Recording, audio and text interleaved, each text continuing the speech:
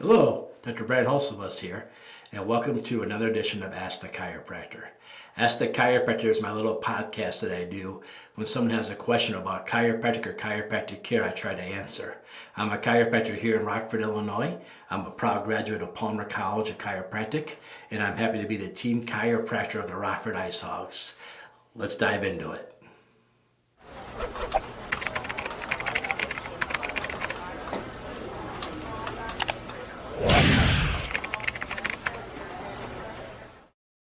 Welcome to another edition of Ask the Chiropractor. Today's kind of a fun one. I was out the other day with some friends and they saw me watching the way people were walking.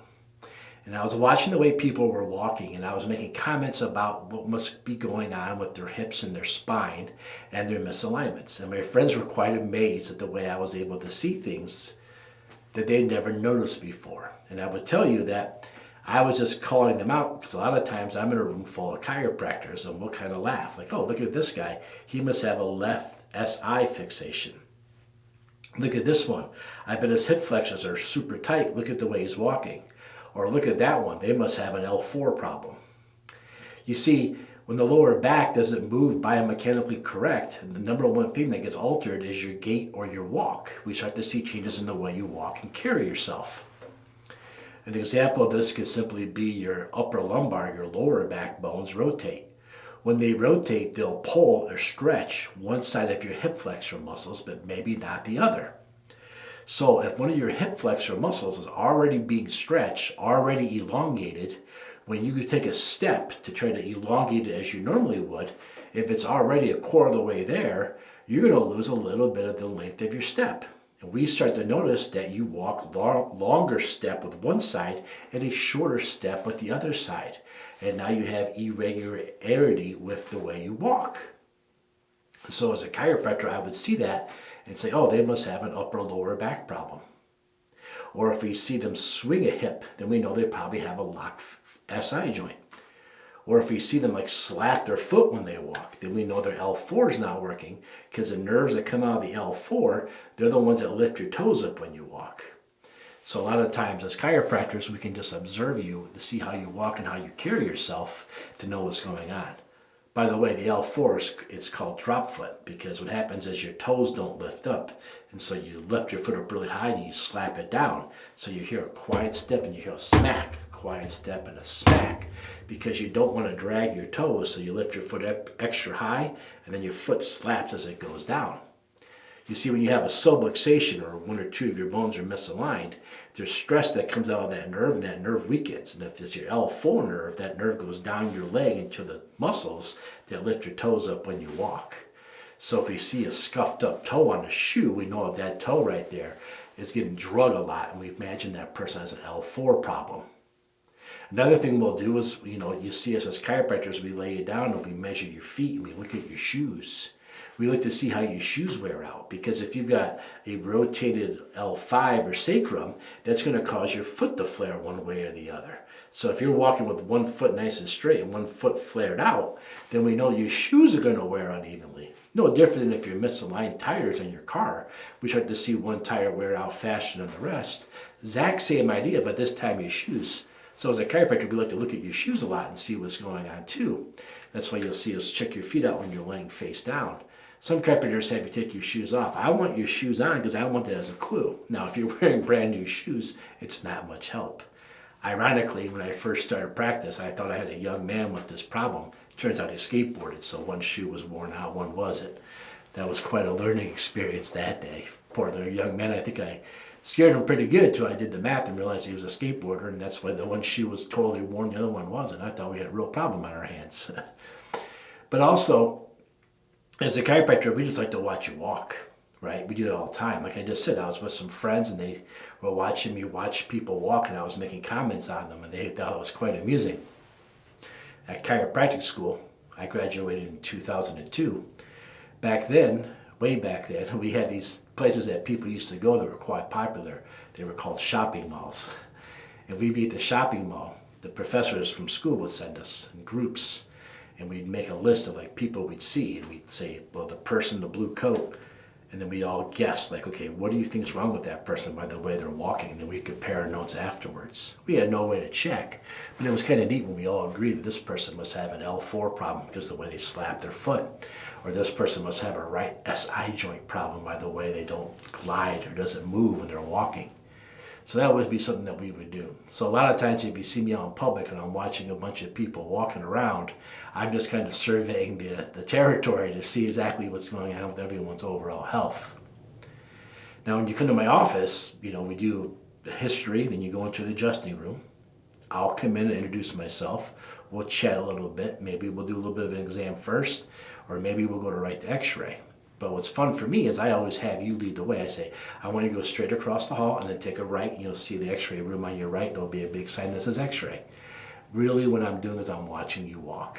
If you come in complaining about lower back stuff, I want to see how much it actually affects you. I don't like to tell you that's what I'm going to do, because if you know we're watching you, you're going to carry yourself a little bit different. You're going to try to be perfect. That's just human nature. So it's kind of fun to watch people walk and for me to kind of see what's going on with them. So that way I know whether they're off or not. And you can tell right there by the way they walk. You'll see, like, a lot of us will have them walking. That's the first thing you'll see the other doctors in my office too. Dr. Hayes, Dr. Sam, Dr. Dace. They're going to look right down at their feet to see how they're carrying themselves. A lot of chiropractors think that we might be in the shoes, but we're not. We're just checking out the way you're moving and the way you carry yourself. Now today, there's a way you can actually measure this, which I think is kind of cool. It's not perfect, but it's a neat tool. You see, I have one of these, an Apple Watch, and my Apple Watch connects to my iPhone. So when I open up my iPhone, right, and I go to health, when I'm on the health screen right here, I see one that shows show all health data. When I click on show health data, it shows my number of steps I've taken today, my walking versus my running distances, and then my double support time, my walking speed, walking step length, and then walking asymmetrically. So what does that mean? Well, that's saying, what's my walking pattern like? Am I going faster, slower? Am I asymmetrical? Is my walk different from one side to the other side? And it's really interesting to open it up and take a look at it. Uneven walking patterns such as limping could be signs of disease, injury, or other health issues. An even or symmetrical walk is often an important physical therapy goal when recovering from an injury. So it's just kind of a neat to take a look at it to see where you are. I'm glad to say that I'm pretty even. Surprise, since I work at a chiropractic clinic and I see chiropractors all day long. But it's kind of a neat way to say, I wonder how I've been doing. So open it up, take a look at it. As a matter of fact, we're going to start introducing this to our patients, especially our new ones. And we want to see if we can actually start to measure change after they start care. So on Monday coming up, our new patients coming in with Apple Watches, because we can see if you have one of those on when you're laying on the table. We're going to pull this up and get that number from you. And then once a week, we're going to check that number to see if you're getting better.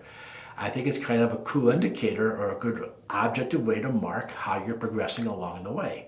Now, obviously, if you've had a hip replacement, a knee replacement, ankle surgery, or something like that, that's going to change all of this. A lot of that goes right out the window. We're assuming that both of your legs and knees and hips and all that, they're still the original parts and they've yet to have been altered. So if that's the case, it's going to be really cool to kind of show a side-by-side comparison. So again, if you have an Apple Watch and an iPhone, I don't know if it works without the watch or not, but open up the iPhone and go to that data and look for that walking symmetrical thing. I don't know how they can tell with just I don't know how they can tell half this stuff, right? But apparently it's in there and it tells us. So again, it might not be the most accurate measurement. I know one time we went on vacation and I had the iPhone, the Apple Watch, somebody else had a Garmin, somebody else had a TomTom, and we all three spent the whole day together. By the end of the day, it was like 3,000 difference in number of steps we took. So none of this stuff's perfect, but it's kind of a neat little thing. I mean, I believe that it won't give you an exact perfect data, but I believe that if something's wrong or something's definitely different, it's going to give out a number. Now, if it says that you're only walking symmetrically 20% of the time, are you really that bad? No, but it's a clue that we should probably do a deeper dive, more of an intake, more of a look into it. So if you want to know if you should be seeing a chiropractor, use your iPhone, open that app up, take a look at it, and see whether or not that is giving you a number. A couple of weeks ago, I did a whole podcast Like if you want to be healthier this year, one of the most important things you can do is go for a walk every day. Go for your 30-minute walk and look at your steps afterwards. That would be a great idea to see whether or not you should be seeing a chiropractor. Now remember, you can ask your family doctor these questions, you can ask your dentist these questions, you can ask your optometrist these questions about chiropractic. But there's no good reason to, because only a chiropractor can answer questions about chiropractic. No more than ask an optometrist about a root canal, right? Why would you do that? Why would you ask a dentist about, the medication you take? Why would you ask your family doctor about whether or not these contacts are better than those contacts? If you get a question about chiropractic or chiropractic care, there's only one qualified person to answer that question, and that is, like always, a chiropractor. If you have a question about chiropractic or chiropractic care that maybe I could answer for you, leave a comment wherever you're listening or hearing this, and I'll get back to you and try to answer your question next week. In the meantime, use these gadgets so they can give you some clues about your health. Thanks.